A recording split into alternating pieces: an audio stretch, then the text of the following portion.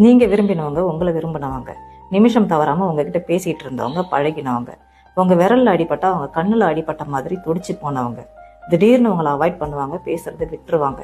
பிரிவு சந்தேகத்தை கொடுக்கும், வலியை கொடுக்கும். அப்புறம் பிரிவு பழகிடும், வலி மறுத்துடும். நாட்கள் வாரமாகும், வாரம் மாசமாகும், மாசம் வருஷமாகும். திடீர்னு ஒரு நாள் உங்களுக்கு கால் பண்ணி உங்களை பார்க்கணும், பேசணும், லவ் யூ, மிஸ் யூன்னு சொல்லுவாங்க. காரணம், உங்களால அவங்களுக்கு ஏதோ காரியமாக வேண்டி இருக்குன்னு அர்த்தம். அதை முதல்ல நீங்க புரிஞ்சுக்கோங்க. இல்லைன்னா திடீர்னு கால் பண்ண மாட்டாங்க.